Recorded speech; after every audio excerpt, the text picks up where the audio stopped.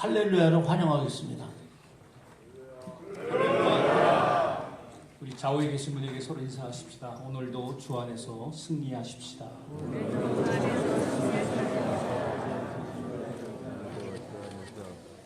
오늘 새벽에 함께 나눌 하나님의 말씀의 제목은 거짓말의 효용성하고 퀘스천 마크 물음표를 만들어 놨습니다. 그러면 거짓말에 대해서 다 아시겠지만 거짓말의 정의는 타인을 잘못된 길로 오도하기 위해서 사실을 숨기거나 왜곡하는 언어를 가리킵니다. 이 거짓말의 목적에 따라 소위 말하는 선의의 거짓말도 있지만 때로는 악의적 조작까지도 폭넓게 거짓말의 범주에 속할 수가 있습니다. 물론 우리가 살아오면서 평생 한 번도 거짓말을 하지 않았다 이렇게 자신 있게 말할 수 있는 사람은 아마 아무도 없을 것입니다. 선의의 거짓말은 때때로 괜찮지 않을까 생각도 하고 또 진실을 말하면 관계가 깨어지고 불편하기 때문에 우리가 거짓말을 허용하는 그러한 이슈에 우리들은 살면서 상황에 놓일 때가 참으로 많이 있습니다. 하지만 여러분 국회 청문회나 법정에서 자신에게 불리한 진술을 거부할 수 있는 묵비권은 고유의 권리지만 만약 증인이 자신이 기억하는 내용과 다르게 진술하거나 또 진실에 반하는 허위 진술을 할 경우에는 위증죄로 큰 처벌을 받게 되어 있습니다. 부인할 수 없는 사실은 영화나 또는 드라마, 가장 사실만을 보도해야 할 공정해야 할 언론까지도 심지어 하나님을 경외한다는 목사와 장로로 구성되어 있는 소위 말하는 총회 정치판에서도 안타깝게도 악의적으로 거짓 프레임을 씌우기도 하고 아니면 말고 식으로 헛소문을 퍼뜨리는 경우가 종종 많이 있습니다. 왜 이럴까? 여러분 다 늑대와 소년의 이야기를 모르는 분은 없을 텐데요. 거짓이 바로 통하기 때문입니다. 사람들은 진실보다는 거짓을 더 잘 받아들이기 때문에 그렇습니다. 또 한 가지는 자신이 원하는 목적을 위해서 거짓을 통해서 그 원하는 목적을 이루려고 하는 그러한 숨은 동기가 있기 때문입니다. 하지만 사랑하는 우리 서울 서북지역 장로연합회 모든 회원 여러분, 권사님 여러분, 성경은 우리에게 똑똑하고 분명하게 경고하고 있습니다. 거짓을 버리고 각각 그 이웃과 더불어 참된 것을 말하라. 이는 우리가 서로 지체가 됨이라고 오늘 본문에서 우리에게 말해주고 있습니다. 사랑하는 장로님, 권사님 여러분, 우리가 하나님의 은혜로 예수님을 믿고 거듭나 하나님의 자녀가 되었다면 적어도 거짓말의 이슈에서는 벗어나야 하지 않겠습니까? 제가 국민학교 시절에 바로 유해형 사립국민학교를 갔는데 제 아버님이 저는 국립에 넣었어요. 한 반에 80명이 넘습니다. 그리고 고아원에서 이제 자라는 이 친구들이 있었기 때문에 나이도 저보다 3살, 4살, 5살 많은 사람들이 있었어요. 그러다 보니까 몸집이 크고 힘도 셌죠. 저는 다행히 국민학교 때, 국민학교 1학년 때 일제고사라고 하잖아요. 작은 동네지만 전교 1등을 갔습니다. 그리고 국민학교 1학년 때부터 6학년을 졸업할 때까지 한 번도 우등생을 놓쳐본 적이 없습니다.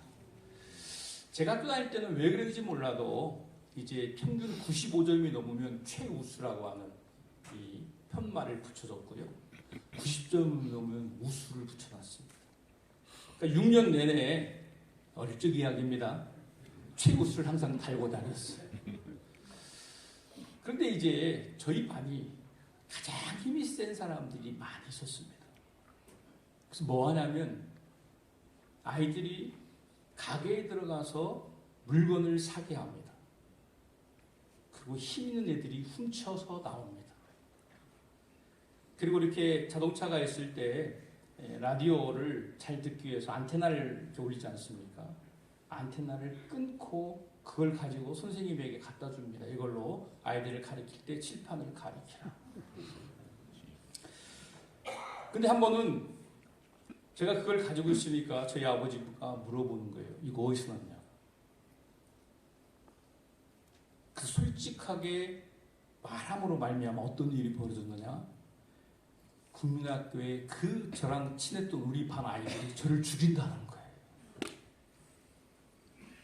그래서 저의 외삼촌 중에 하나가 전라북도 농구 대표예요. 손이 막 이만하죠. 등치가 이렇게 크고. 그래가지고 제가 국민학교를 다니는 6년 내내 저희 아버지가 육성회장을 했는데 그 교장 선생님 조남이 박성열 교장 선생님이었어요. 그 교장실에 아이들을 다 부릅니다. 저는 거짓말을 하지 않고 진실을 말함으로 진실이 가져다주는 그 위험, 그 분위기, 험악한 분위기를 국민학교 때 철저하게 느꼈어요. 그럼 저도 뭐냐? 거짓말은 안 된다. 아마 제 인생 속에 그 일 이후로 제가 거짓말에 대해서는 다른 누구보다도 큰 이슈를 가졌다고 생각하는데요. 여러분, 예수 그리스도를 믿는다고 하는 하나님의 자녀들이 적어도 예수를 믿고 거듭났는데 이 거짓말의 이슈에서는 벗어나야 돼요. 여러분들 죄송합니다. 거짓이 너무 통하고 있다는 거예요. 악의적으로 거짓을 여러분 유포하고 있다는 거예요. 그리고 그 사실을 확인하지 않은 채 그 거짓을 받아들여서 총회, 정치판이 요동하고 있다는 사실입니다. 사랑하는 장로님, 권사님 여러분, 정말 이 거짓말은 효용성이라는 의미는 사용할 만한 가치가 있냐는 것입니다. 이 거짓이 정말 우리에게 필요한 것일까요? 물론 애유와 배려를 갖추기 위한 이야기, 음식이 전혀 맛이 없고 내 입맛에 맞지 않는데도 야, 오늘 제가 먹은 이 음식은 내 인생의 최고의 음식이었습니다. 이렇게 해서 우리가 배려하는 말을 우리는 종종 할 수가 있습니다. 또 전쟁 또는 정치 또는 외교의 분야에서 정보를 은폐하거나 또는 기만을 통해서 생존 전략으로도 사용되기도 합니다. 특별히 문화나 영화, 연극 등 본질적으로는 사실이 아닌 지어낸 이야기지만 어떤 작가의 의도 따라 어떤 메시지를 전달하기 위해서 상징적인 거짓말을 통하여 우리네 인간의 깊은 감정에 전달하는 경우도 있죠. 반면에 여러분 너무 잘 아시겠지만 거짓말의 문제점과 위험성이 있습니다. 거짓말은요, 개인과 사회의 신뢰를 무너뜨리고 공동체를 약화시킵니다.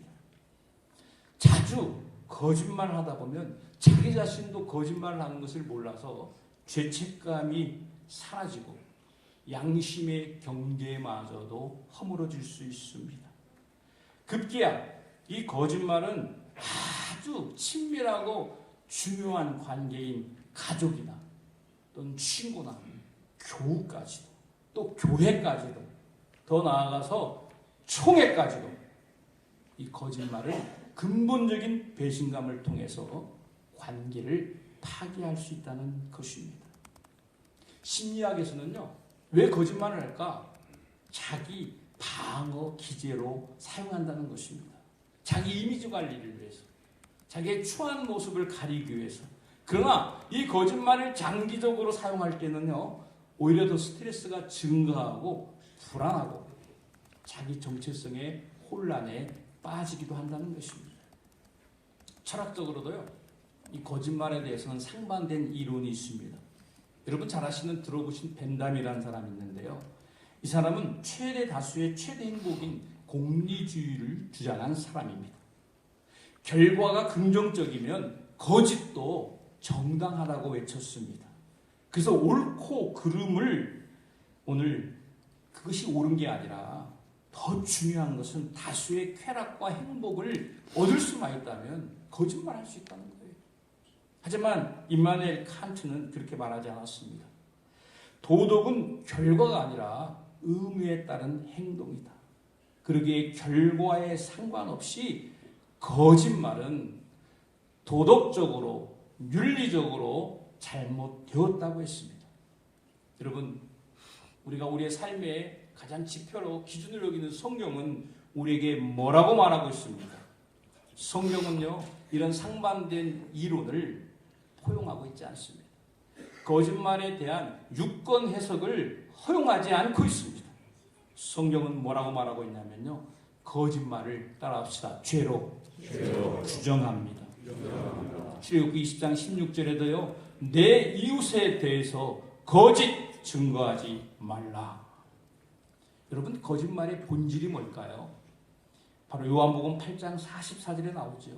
너희는 너희 아비 마귀에게서 났으니 그는 거짓말쟁이요 거짓의 아비가 되었습니다.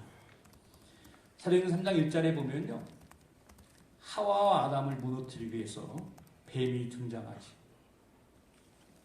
동산 모든 나무의 실과를 먹지 말라고 하더냐.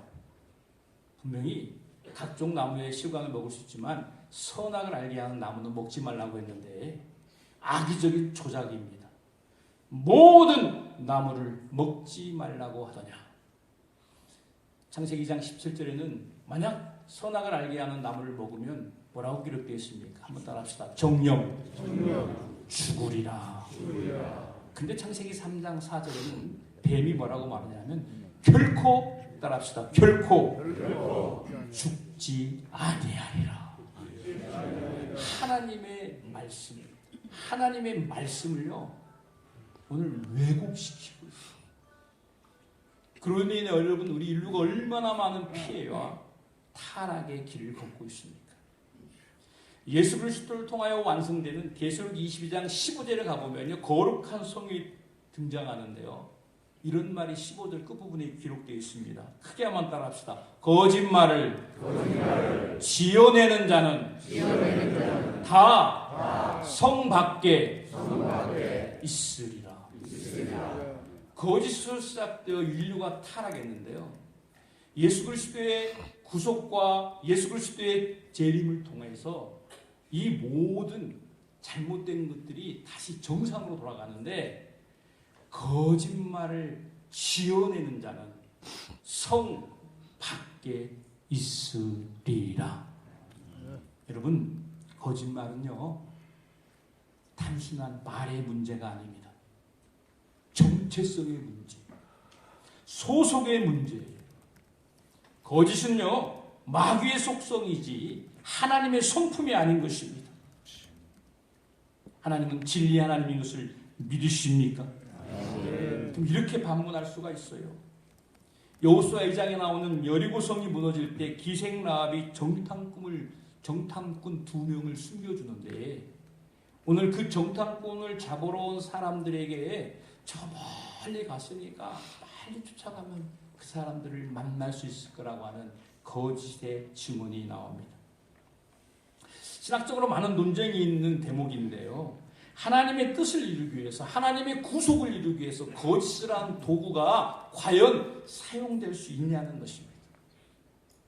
사랑하는 우리 장로님, 권사님 여러분, 라합이 높임을 받는 것은 라합이 그럴싸한 거짓말을 통해서 정탐꾼을 숨겨놓은 것이 아니라 그녀는 믿음으로 하나님의 편에 섰다는 점입니다. 아멘. 사랑하는 우리 장로님, 권사님 여러분, 하나님은요, 거짓에 의존하시는 분이 아닙니다. 하나님은 거짓이 아니고도 얼마든지 하나님의 뜻을 이루어갈 수 있는 분임을 여러분 믿으시기를 바랍니다. 그렇다면 이러한 거짓이 난무하는 우리의 삶 가운데 이 거짓을 대처할 수 있는 방법은 과연 무엇일까? 여러분 예수님이 성령에 충만하고 성령에 이끌려서 하나님의 사역을 하실 때요, 예수님께서 사용하신 은사가 하나 있어요. 그게 뭐냐면요, 분별의 은사입니다. 요한복음 2장에 보니까 예수님께서는요, 사람들의 속에 있는 것을 다 하셨다 그랬어요. 중풍병자를 친구들이 데리고 왔을 때 그곳에는 서기관이 있었습니다. 근데 성경은 뭐라고 말하고 있냐면 예수님은 그곳에 있는 서기관의 마음을 이미 아시고 어찌하여 이렇게 생각하였냐고 말했던 것을 볼 수 있습니다.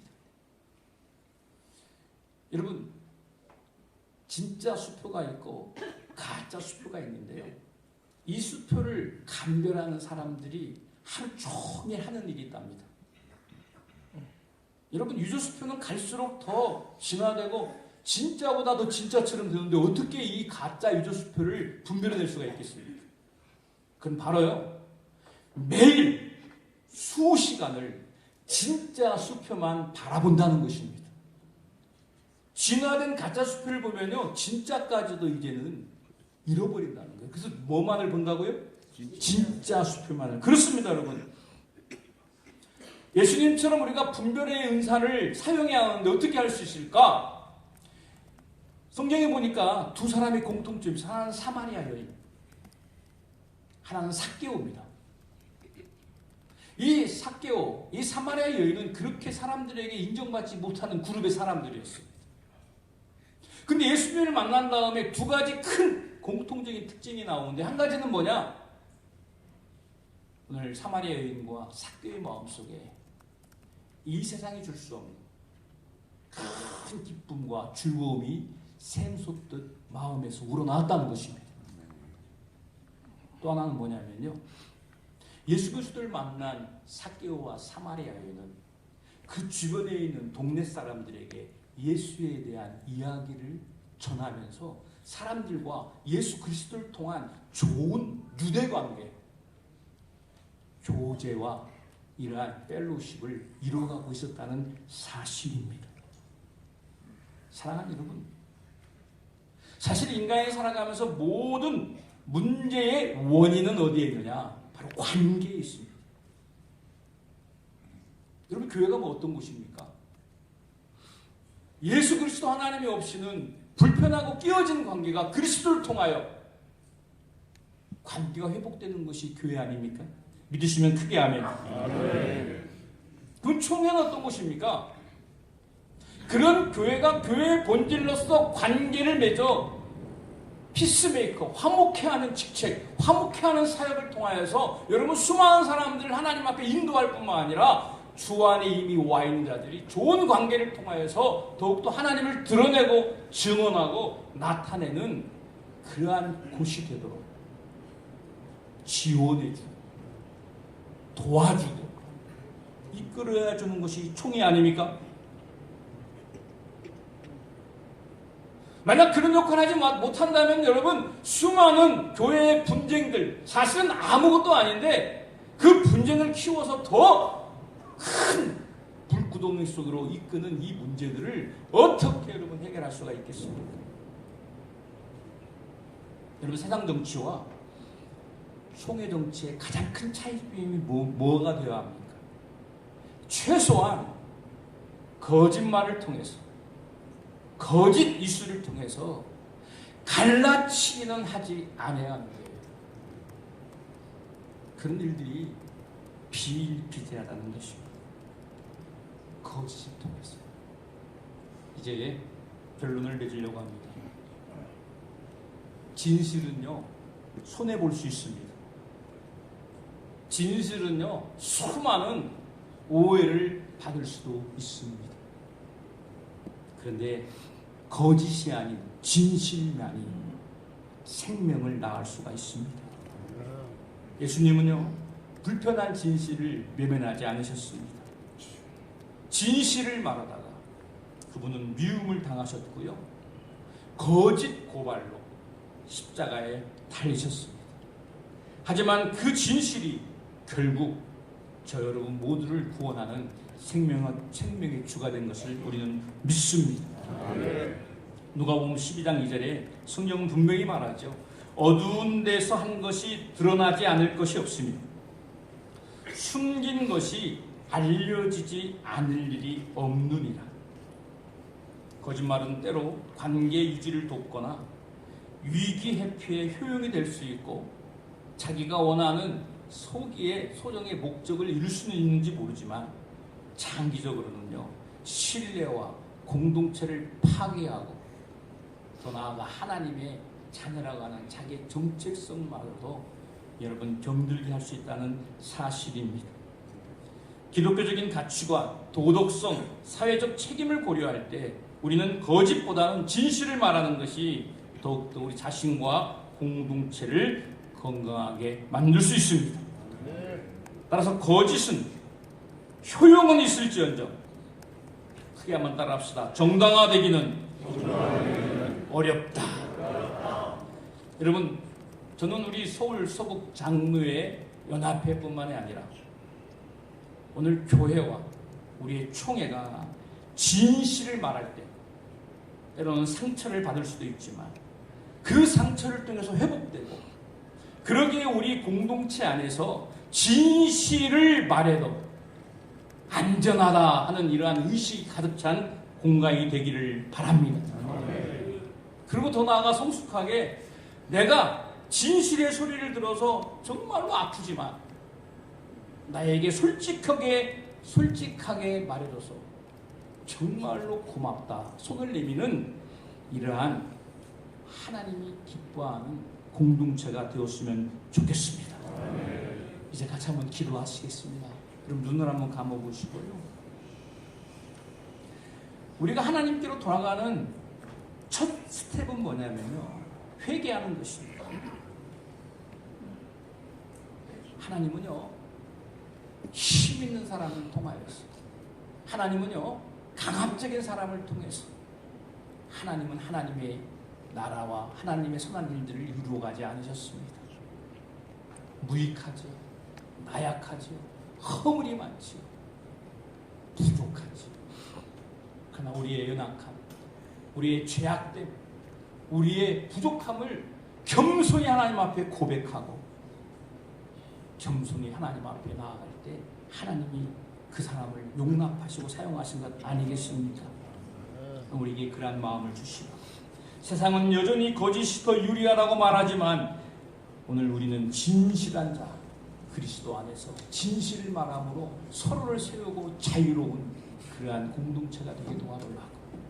그리고 오늘 부족한 종이 말씀을 전했지만 이 말씀을 가슴에 여러분 새기셔서 여러분의 가정에서, 교회에서, 여러분이 섬기는 여러분 그 사업장 가운데 또 총회 안에서 오늘 이 귀한 말씀이 열매를 맺으시도록 도우시라고 같이 한 목소리로 간절히 기도하시겠습니다. 존귀하신 하나님 아버지, 진심으로 감사드립니다. 참으로 귀한 우리 서울 서북 지역 장로연합회 하나님 부부 수련회를 갖게 하시고 둘째 날 새벽에 하나님의 말씀을 통하여 우리의 삶 가운데 우리가 당면하며 결코 무시할 수 없는, 좌시할 수 없는 이 거짓에 대한 아버지 하나님의 효용성에 대해서 함께 나누었습니다. 하나님 우리에게 용기를 주옵소서. 하나님 우리에게 결단의 마음을 주옵소서. 하나님 아버지, 정말 악의적인 목적을 가지고 아버지 하나님 거짓 뉴스를 유포하며 거짓 아버지 하나님의 이 사건을 통하여서 많은 사람들을 하나님 호도하며 잘못될 때 하나님의 교회가, 하나님의 공동체가, 하나님이 세우신 총회가 어떻게 되겠습니까? 주님 불쌍히만 여겨주시고 하나님 우리를 바른 길로 갈 수 있도록 도와주시고, 혹시 우리가 그러한 것에 현혹되었거나 그러한 것에 우리가 넘어갔다면 진실로 회개하고 돌이킬 수 있는 이 시간 되게 하옵소서. 존귀하신 하나님, 예수 그리스도처럼 불편해도 진리를 따르는 진실한 삶을 살게 도와주옵소서.